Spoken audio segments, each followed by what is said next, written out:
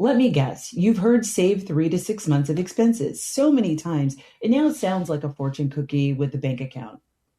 And yet, if you do have savings, you still catch yourself thinking, am I really safe?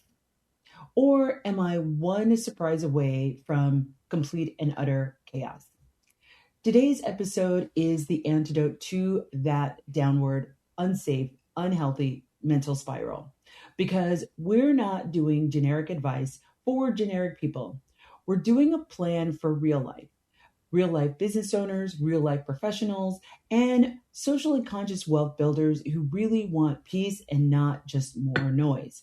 Join me this episode of Do Different Better. And if you dig it, hit the subscribe button. Yeah. Hello, my financial whizzes in training and my high earning, high capacity people who want clarity and not chaos. Welcome back to another episode of the Do Different Better Show, where we talk wealth, wisdom, and money moves, making finance simple for everyday people. I'm your host, Elaine Rasmussen, founder and CEO, strategist, investor, and translator of money and confusion into clarity. Here's a quick note. If you're driving or walking or maybe working out in the gym or trying to keep your children from killing each other, bookmark this episode so you can come back to it later. We're going to be doing some calculations and you don't want to be doing them in your head. So for now, just listen and schedule some time to take this episode to really take it in when you really have a nice quiet moment to yourself to really pay attention to what we're talking about. So this episode is part of our Q1 series, and that is getting out of the money stress loop. In the last episode, I really helped you simplify your money. We closed some money tabs, we killed our zombie charges, we reduced our clutter, and you built a one-page money command center. And today, we're going to calibrate security because the question that haunts smart people is not, how do I best? The real question lurking in the dark caves of your mind and your spirit are, am I safe? And how do I know I'm safe? This connects to two fundamental ideas you've heard me talk about. The first is wealth identity. How do you do money? You're a builder, a caretaker, a maximizer, a minimal strategist, and your wealth capacity. What can you do with your money without it actually breaking you? Emergency funds are the bridge between identity and capacity. They're not moral badges of courage. They're actually a vibe. They're a system that prevents panic decisions and worse, indecision. If you want the companion tool for this episode, go to Do.Different.Better.com and grab the emergency fund calculator plus the tier guide. And we're going to talk all about that in this episode. Don't forget to subscribe on YouTube and follow me at Do Different Better on Instagram and LinkedIn, because that's where I post clips and prompts and, okay, now what steps? All right, let's now get into the heart of this episode. Let's get to it. So first, let's talk about why the 3 to 6 month rule is simultaneously helpful and actually kind of passive. The reason for that is because it ignores two major things that actually determine how much safety you actually might need at this particular point in your life. One is, what is your household complexity? And two, what is your risk profile? So when we talk about 3 months, right, for who? Are we talking about a single person with a stable W-2 income, low fixed costs, strong benefits, no dependents, and a job market that would hire them again quickly if they lost their job? Sure. But 3 months for a business owner with uneven revenue, a commission-based professional, a recently divorced single parent with a mortgage and childcare, someone who is supporting other family members, someone with ongoing medical expenses or a partner with medical expenses, or someone with a high fixed cost lifestyle because they're a high earner who's quietly paying for everyone else's stability. We're seeing that one play out a little bit with, singer Glorilla and her siblings. That's not the 3 months we're talking about. That's actually a prayer and a motivational quote. And when advice doesn't fit your life, you tend to do one of two things. You tend to undersave and live in constant anxiety, or you oversave, or you're hoarding cash out of fear and delaying investing and growth opportunities. Really, neither is the move you want to do. We want to calibrate safety enough to breathe, not so much that you actually stall out. So, again, the real question isn't how many months should I save? It's how many months would it take me to stabilize if life started lifing? And that could include job loss, that could include having a medical issue, temporary or more chronic, a family emergency, a business slowdown, a tenant stops paying, a car decides to humble you right in the middle of your week, a kid needs braces, a parent needs support, a lawsuit shows up like an uninvited guest. Life just gets creative. Your emergency fund is not for if I'm responsible, it's for if I'm human. A big reason why emergency fund advice fails is because people don't agree on what a month actually means. Today, months means months of essential burn rate, right? So we're going to talk about that. Essential burn rate includes your housing, rent or mortgage, your utilities, your food, your insurance, your transportation, any required childcare, minimal debt payments, and essential medical needs. Not brunch, not Zara, right? Not I deserve it. Not your wellness subscription that you forgot about. The essentials. And here's why this matters. If you build an emergency fund based on your full lifestyle spending, you will either feel like the goal of saving is impossible and you'll end up quitting. And maybe you've already done that. Or you've saved so much cash, you actually stop building wealth, right? Because your cash is just sitting still. So we need to define the essentials first, period. So now here's a quick exercise I want you to do. There's essentially two buckets. First bucket, if I don't pay this, consequences happen quickly. Bucket two, if I pause this, life is less fun, but it's still functional. If this is feeling hard and you're getting,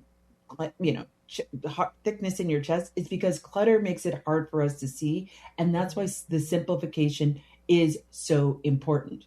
Sometimes higher income increases anxiety, lifestyle expands, obligations change, and the downside may feel bigger. So 6 months becomes 6 months of what? My full life, my trimmed life, my life if everything goes wrong at once, my life if I'm still paying everyone else's bills.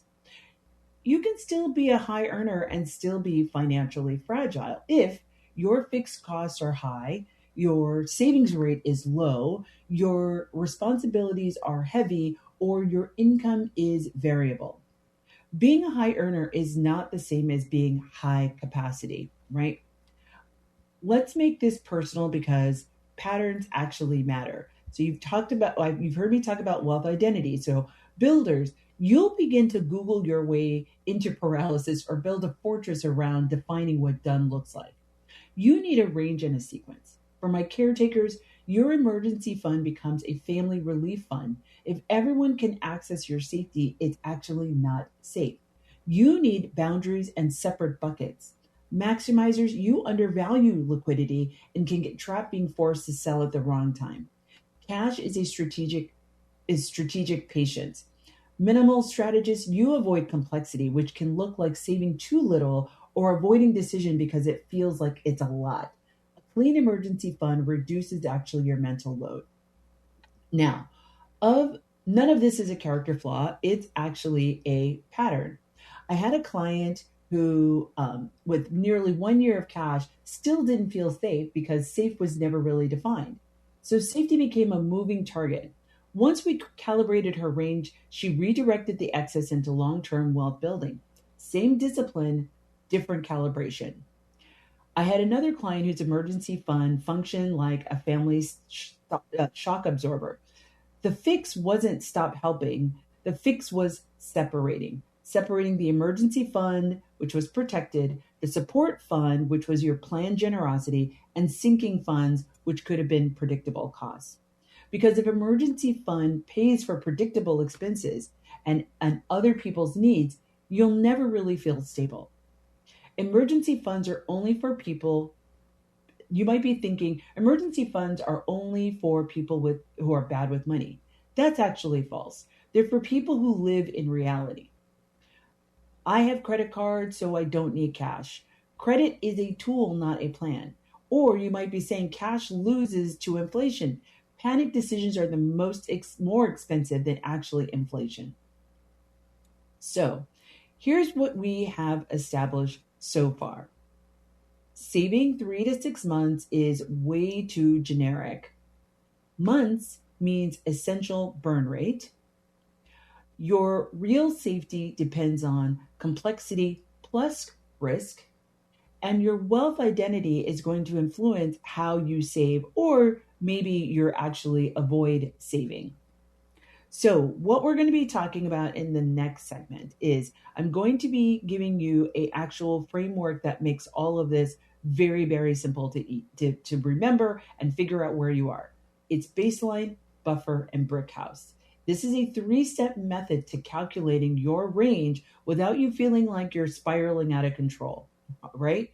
So you're listening to the Do.Different.Better Show. I'm your host, Elaine Rasmussen. Thank you so much for those listening on AM 950. When we get back, we're going to talk about the tier model and the exact calculation to help you stop guessing where you are and where you need to go.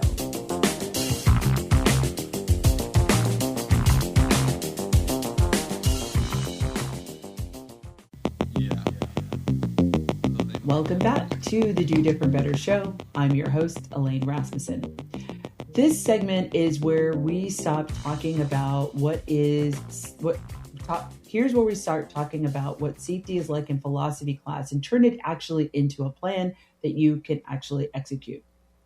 Segment 1 was why the generic advice fails conversation. This segment is here's what we're doing instead conversation. By the end of this segment, you will have 1, your tier, identifying what your tier is or where you're at, whether it's your baseline, your buffer, or your brick house. Number 2, you're going to have a target range, not a sacred number that you're building to that is etched in stone. And number 3, a clear milestone that doesn't require you to become a monk who eats lentils in silence and no TV ever all the time. And yes, we're going to keep this aligned with your wealth identity because the fastest way to fail is to build a plan that fights your personality and where your current capacity is, right? Now, I want to give you an invitation. If you want to follow along with the companion tool, you can go to do.different.better.com and grab the emergency fund calculator and tier guide. And if you get value from this episode, please go back and check out some of the other episodes. And you can also subscribe on YouTube and follow me at Do Different Better. On Instagram, you can find me at Do Better with Elaine, because that's where I'll start to post other kinds of resources and information that we couldn't necessarily fit in this episode, right? Okay, now let's start building your safety system. And it is your safety system, right? Because here's the truth. Months is a unit, but tier is a purpose. You don't just need money saved. You need money saved for the right job, right? So here are the 3 tiers. Number 1, baseline. This is where nothing collapses, right? Baseline is your I refuse to be one surprise away from chaos fund. Baseline is for stable income, low household complexity, you've got decent benefits, and a life where a small disruption doesn't turn into a natural disaster. Baseline handles the kind of life events that show up without notice. Maybe there's a deduction spike, or a car repair, or an urgent flight that you might have to take to visit a family member. Maybe it's a short income gap, or it's a my kid needs something and it's due tomorrow moment, right? We've all had that, right? Baseline means you can take a hit and still keep your life functional. Now, listen closely. Baseline is not barely survive money. Baseline is my life remains stable money. And baseline is step one, even if you eventually build your buffer or your brick house. Which leads me to number two, buffer. Buffer is there's no panic decisions. Buffer is where people start to feel calm. Buffer is you have runway. It's the difference between making decisions from discernment and making decisions from desperation. Buffer supports essential burn rate, right? It's predictable, but not monthly costs. It's a job search runway. You leave one job and you're waiting to get the next one. It's a business slowdown. It's a family emergency. It's a I need time to think factor. I need to figure some things out. Buffer keeps you from doing things like pulling from your retirement too early, or taking a predatory loan, or accepting a terrible job or a client out of fear. It also prevents you from making frantic moves that cost you more in the long term. Buffer is not just about money. It's about decision quality and having that decision quality. Number three, Brickhouse. This is your high resilience reserve. Brickhouse is the tier for complex lives. Brickhouse is for people who have either high volatility, meaning their income swings, they have business uncertainty, or they maybe their salary is more commission based than base salary based. Or it's for you have high complexity, meaning you have dependents, maybe you have caregiving, maybe you or someone close to you has medical variability, you have high fixed costs, you have family obligations, or maybe inherited responsibilities. Brickhouse means you can absorb hits without derailing your life or your long-term strategy, whatever that may be. It prevents forced selling of investments, deepening debt cycles under stress. It prevents raiding your retirement. It prevents destabilizing your household because one thing went left. Brickhouse is not about fear. Brickhouse is about realism. It's you saying, I'm not building a life that collapses every time life does what life does. So again, baseline, nothing collapses. Buffer, no panic decisions. And Brickhouse, high resilience reserve.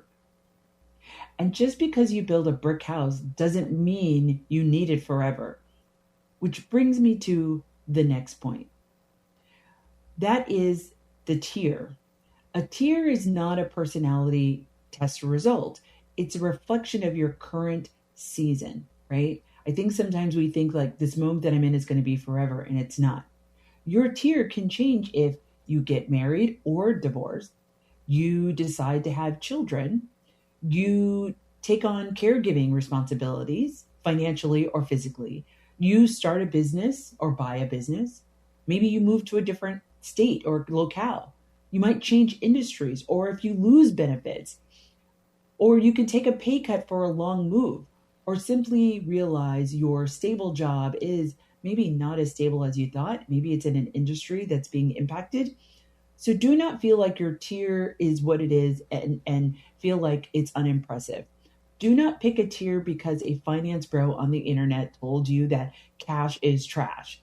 Cash is not trash when it prevents you from making panic decisions that cost you 5 years of earning. Pick a tier based on your actual life today, not your dream life in the future, today. And here's another truth. Most Henrys are not actually low risk. So remember we talked about Henrys are high earners. They're high earners, not rich yet.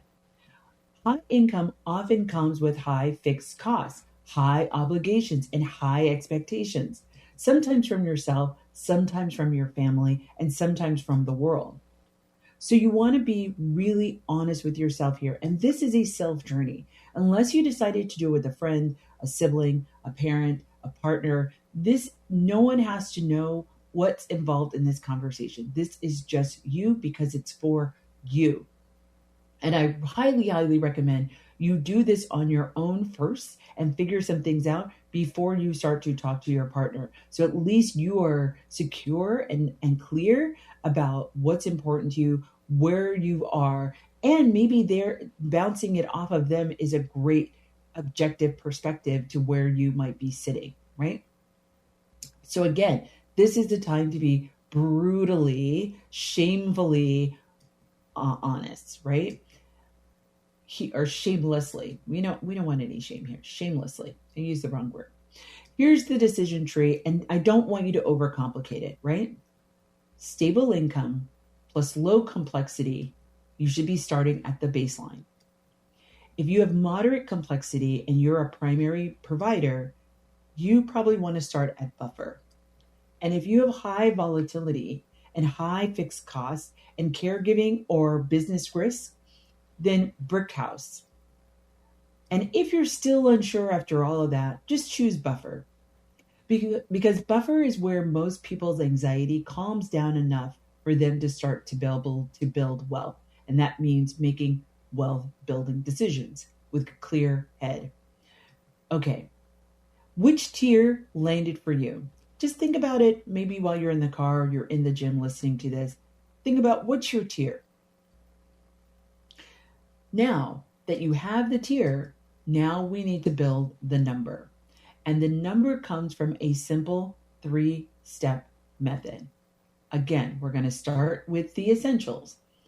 What is your essential burn rate is what it costs to keep your life functional for 30 days. So let me get clear about what essentials are, because I know some of you are really good at telling yourself a thing that may not necessarily be true, okay? Essentials are housing, utilities, groceries, transportation, insurance, required childcare, any sort of debt payments, the minimal amount of the debt payments that you need to make, as well as essential medical expenses and medications. And here's what's not included, friends. Despite, I'm sure you can make a case for all of these things, but vacations, luxury spending, lifestyle upgrades, the I deserve it purchases, the subscriptions you can pause, convenient spending you can reduce temporarily. Your delivery services, maybe your streaming services, maybe your laundry service, okay? Now, I'm going to say something that might offend your ego just a little bit. Your emergency fund is not designed to preserve your full lifestyle. Your emergency fund is designed to preserve your stability, okay? If you want a preserve my full lifestyle through an extended disruption fund, that's a different bucket, and you can do that. That's closer to a wealth reserve, and that's fine, but it's not the same as an emergency fund calibration. So let's now walk through the steps. So step 1, write down your essential burn rate. If you don't know it yet, here's the simplest way to get there. I want you to ask yourself, if income stopped tomorrow, what must be paid within 30 days to avoid any consequences? That is your essential burn rate. And here's a do different better rule. Use a range, right? Because life also shifts and changes, right? Things shift in cost. So you can write something to the effect of essentials equals, for example, 4,800 to 5,500. That is fine. I know my type A's are like, no, I need a very clear number. That's actually not helpful. It's not helpful to you mentally, and it's not helpful to this process. So give yourself a range. This is not a tax audit. This is a safety plan, and a range is okay. So I'm going to make this maybe even more concrete for you. If your mortgage is $2,200, utilities average $300, your groceries maybe $650, your car payment is $400, your insurance is $250, your gas is $200, minimum debt payments is $300. Your essentials are going to range around 4,300 to 4,700, depending on your current reality, right? This is not your entire spending. This is just your stability. Okay. Now, step 2, you're going to calculate your risk multipliers. Risk multipliers answer this question: how likely is it that a disruption could be bigger, longer, or more expensive for you? Here are common risk multipliers. 1, single income household. 2, variable income or commission income. 3, business revenue swings. 4, dependents. 5, caregiving responsibilities. 6, chronic health needs or medical variability. 7, home ownership risk repair. 8, high fixed costs, housing, debt, or healthcare. Weak benefits, industry volatility, longer hiring cycles in your profession, relocation risk or housing instability, or family obligations that just show up without notice. Now, do not get dramatic and count, I have a cat as a risk multiplier. Unless your cat is also your CPA, then I'm happy to have a conversation with you about this. This is calibration, not diagnosis. So this is no judgment. We are being objective here and giving ourselves a break. All right. This is not meant for you to death spiral into judgment and shame and feelings of insecurity. So now here's a simple way to score. Low risk, your 0 to 2 multipliers. Medium risk, 3 to 5. And high risk is 6 or more, right? And if you're thinking, Elaine, I have like 7. Welcome to the club of people who need to stop accepting generic advice that they're getting on TikTok and Instagram and anywhere else, right? Now it's time for step 3. I want you to combine your tier with your risk multiplier, meaning how many things did you check off on that list that I read off, right? That's your risk multiplier. So however many you have of those, whatever that number, if it was 2, if it was 3, if it was 5, if it was 6, if it was 8, you're going to take that plus your tier, right? So here are the base tier ranges, right? For baseline, 1 to 2 months of essentials. Your buffer is 3 to 6 months of essentials, and your Brickhouse is 6 to 12 months of essentials, right? This is tier, and you can start at different places. Now we're going to combine your risk level. Here's the simple mapping. Your baseline tier is low risk, which is 1 month. Medium risk is 2 months. High risk, start with a baseline, but move quickly towards buffer, right? Because you're teetering on the edge, and we want to really keep you good to go. Now, you're in your buffer tier. Your low risk is you've got 3 months. Medium risk is you've got 4 to 6 months, and high risk is you've got 4 to 5 months, and then high risk is you have 6 months. In the Brickhouse tier, low risk is having 6 months. Medium risk is 8 to 9 months, and high risk is 10 to 12 months. And again, range beats a sacred number. Keep in a range. So if your buffer is medium risk, and your essentials are 6,500, your range might be you need your emergency fund needs to be $26,000 to $32,500. That's a range, not a magic number. Ranges allow you to reduce your anxiety because they prevent the moving target problem, right? A lot of people just never feel safe because they keep shifting the goalpost, right? They might come up with a number and then they never hit that number, right? I will feel safe at $10,000. Then it becomes $15,000. And then it becomes $20,000. Or maybe it's the reverse. It starts going down because you never can find it. You can't seem to be able to achieve the number. So you keep moving it downwards to be able, because you're feeling a sense of not having accomplishment. The opposite is true. If you keep moving the number up, then you're sitting on cash that you're too scared to deploy and you're still anxious. Providing a range gives you a definition of done enough, what good looks like, which is the thing high anxious performers rarely allow themselves. So, really quickly, let's do 3 examples that match the people that might be listening to this show, right? Example 1, you're a W-2 stable income, low complexity. Baseline is low risk. Let's say your essentials are $4,000.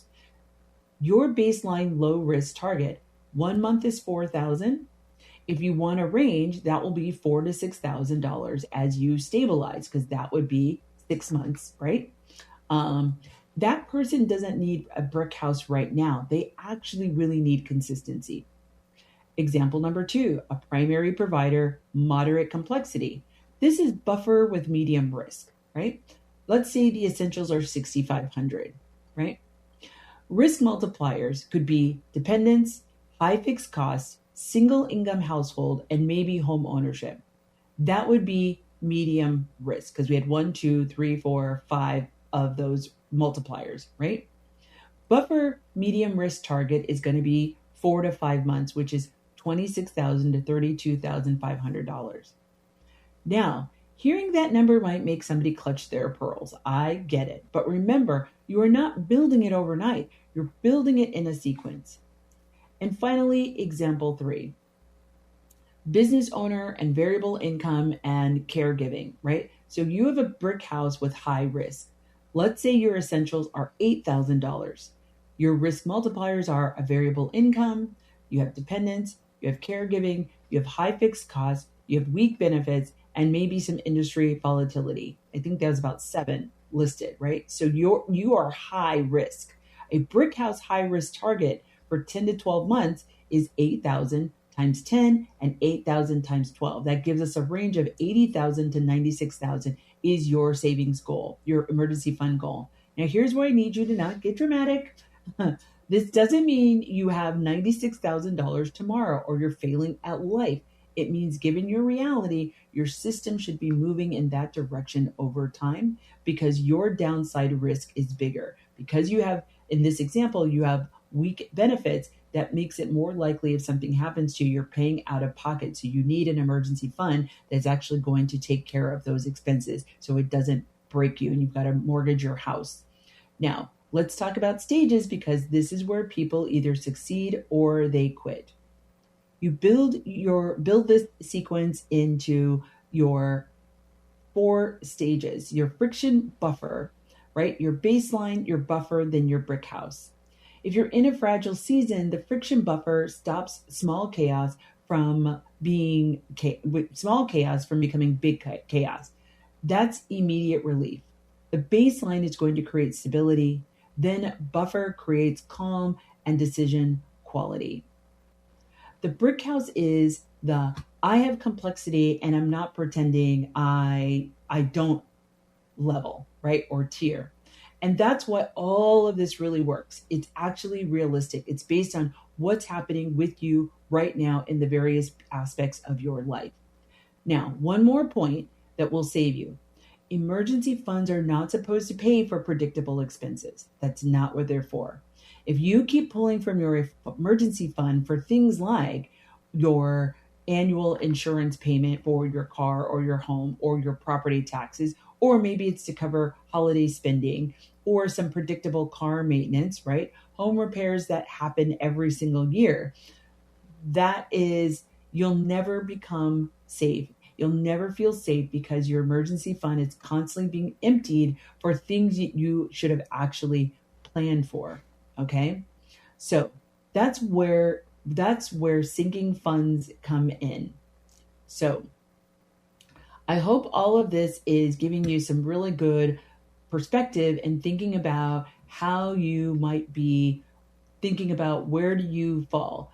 And once again, if you're listening to this on the road, you may not be able to do all these calculations in the moment, but I really want you to think about how can you, I want you to put some time on your calendar and then maybe it's a coffee date with yourself. Maybe you go to the park and do this, but I really want you to schedule time to really sit down and think about what this actually means for you and run through these calculations. I realize it might be a little bit scary, but I really want you to just go ahead and sit down and do this so that you can really get a very strong idea of where you're at and where you might want to be going. So now, quick recap. You picked your tier and your baseline, your buffer, or your brick house. You've calculated your essential burn rate and you've checked risk multipliers.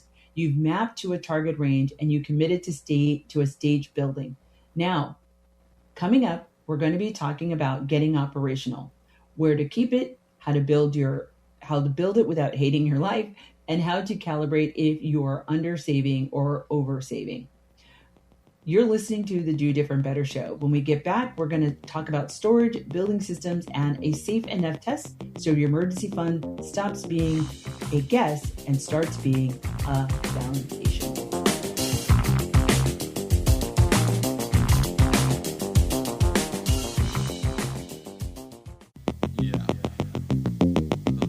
Welcome back to the Do Different Better Show. I'm your host, Elaine Rasmussen.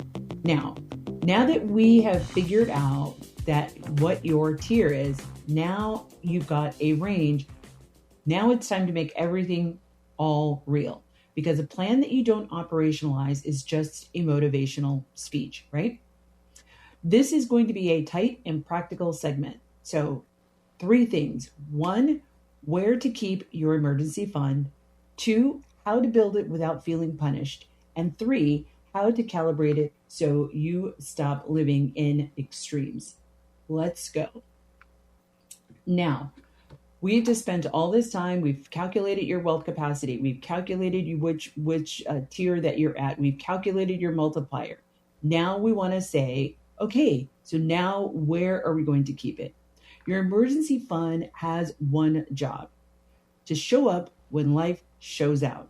So it has to be liquid, right? And we've talked about the word liquid. Liquid means that you can access it very quickly in less than 30 days. 2, it needs to be very stable.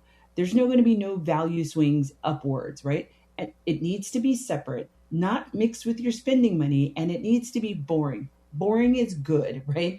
And it needs to be protected from your oops, not accidentally spent or borrowed by your future self. And you know yourself. So this is to build in a plan for you know who you are. You know what you do, right? So if your emergency fund drops 20% right when you need it, that's not an emergency fund. That's an emotional support investment account, right? Now, here's some quick common mistakes, because I love you and I don't want you suffering unnecessarily. Mistake number 1, keeping it all in your main checking account. That is not an emergency fund. That's a fund my random target Tuesday.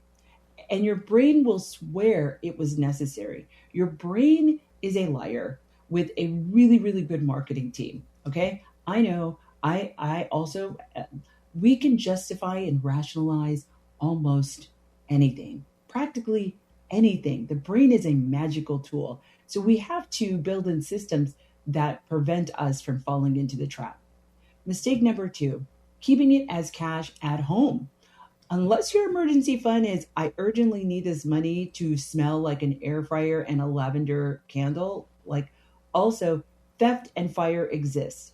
Let's not create new emergencies that we haven't even saved for or planned for. Mistake number 3, investing it. Yes, markets go up over time, but emergencies don't have an RSVP. They actually kick the door down. That's literally the brand of emergencies. That's literally the brand of emergencies. Mistake number 4, using credit as your emergency plan. Again, credit is a tool. It is not a strategy. And if your interest rate is flirting with 29%, that's actually not a backup plan. That's a second emergency wearing a Visa logo. And we don't want that. So where should you keep it? Here are a few options. Option A high yield savings account, or HYSA. It's simple, it's liquid, it's separate, and it does earn interest. Quick story. I helped my son buy his car many years ago, And as a result, we had to open up it was a credit union. So we had to open up account with $5. They make, whether you're getting a loan from them or any other kind of financing from them, they require you to become an account holder. I put in $5 over the course of like 5 years or something like that. That $5 turned into $165 just on pure interest. And it wasn't the greatest interest rate. Let me be clear. But just imagine if I put $1,000 in, if I had put in $5,000 and just let the money sit there. If $5 over a number of years can turn into $160 or more, I hope you're starting to see the value of just parking money, right? That's working for you, right? But a high yield savings account, it's simple, it's liquid, it's separate. It doesn't chase rates like a sport. Pick a good option and stick with it. Option B is a money market deposit account. It has a lot of the similar benefits, but just double check the minimums and the withdrawal limits. They may have the financial institution may have a minimum to be able to get into the money market. Maybe it's 1,000, 5,000, 10,000, whatever the case may be. Is as the interest that it pays, it goes up. Usually the minimums go up, and they usually might have a certain amount of times within a year that you can withdraw. So you might not be able to withdraw every month, which is okay, right? Because it's not the point. The point is for emergencies. Option C are short-term treasuries or a T-bill ladder. This is optional, right? This is for my builders and some of the maximizers who want to be strategic without creating any mental chaos. If it adds mental load, I want you to skip it. A perfect system you won't maintain is just procrastination and better branding, right? So here's the core rule. The best option is that you will actually keep, protect, and maintain. That is your best option. Now, here's actually the simplest setup that works for most people. If these don't work for you, you're going to need to trial and error to figure out what's going to work for you. But I would encourage you to just start with one of these and see what happens. Number one, it's an emergency fund account. It's protected. Your tier lives there. Or number two, a sinking funds account. This means this is for your predictable stuff like your annual insurance, your taxes, and the repairs.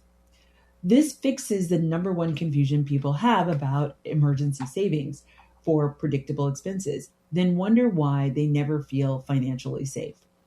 Again, emergencies are unpredictable, sinking funds are predictable, and different buckets do different jobs, right?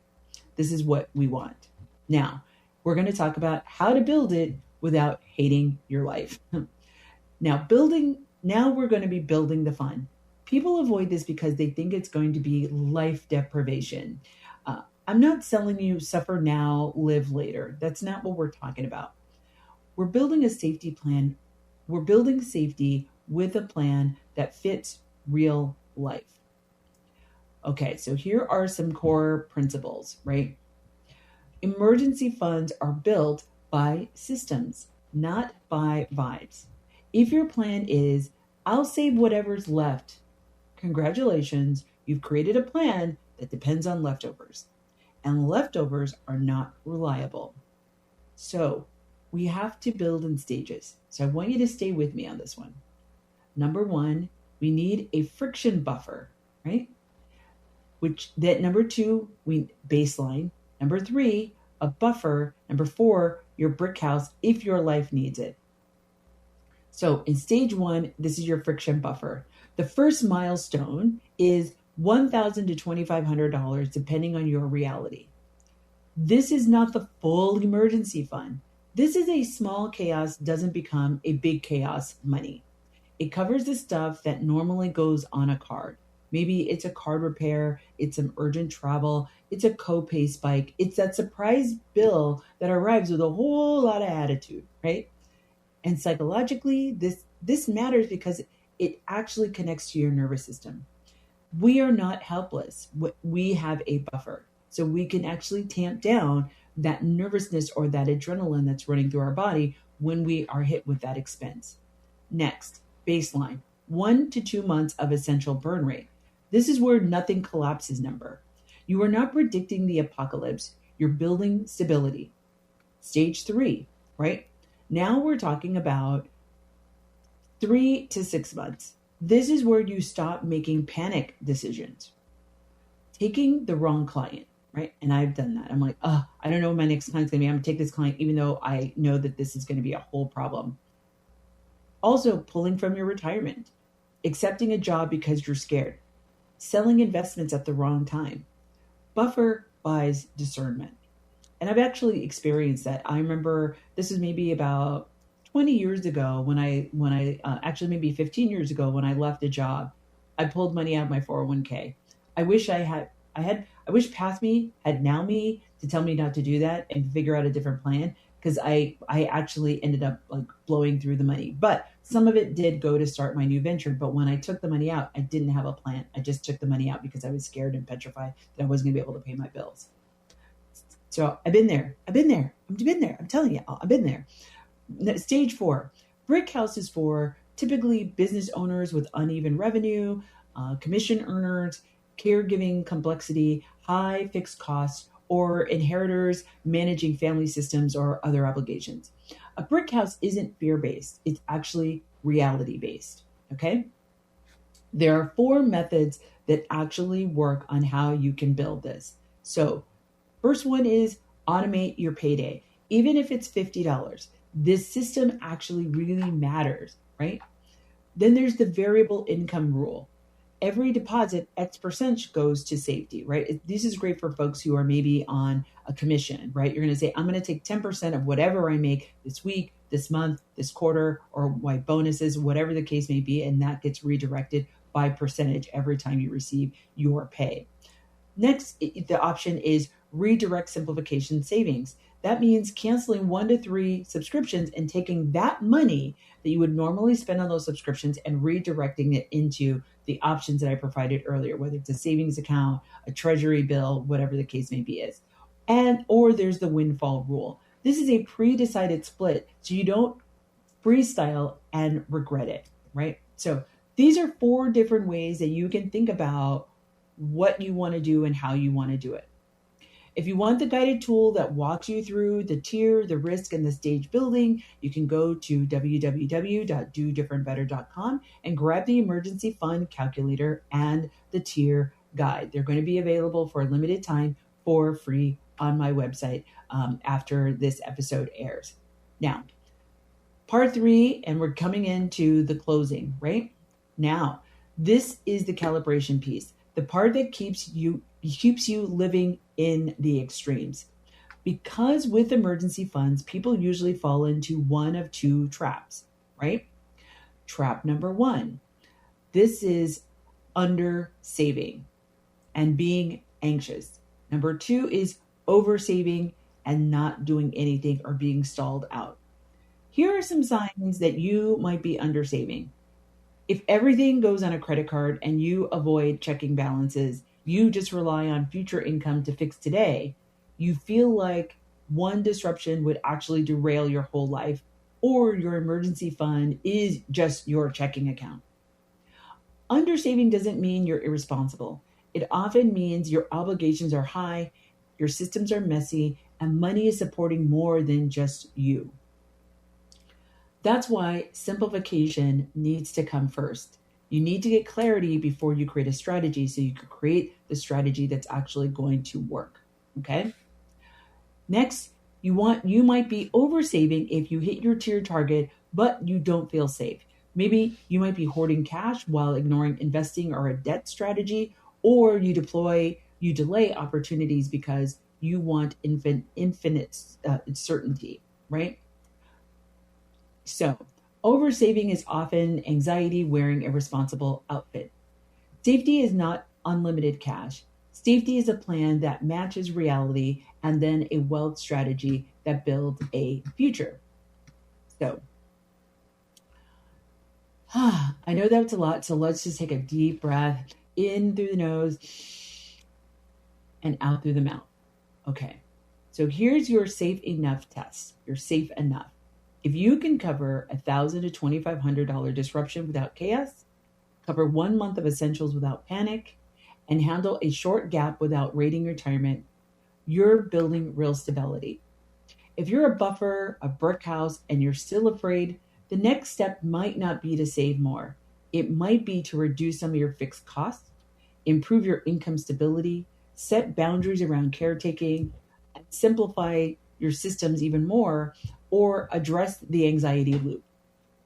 Money is practical and psychological, and we often always hold both. Okay?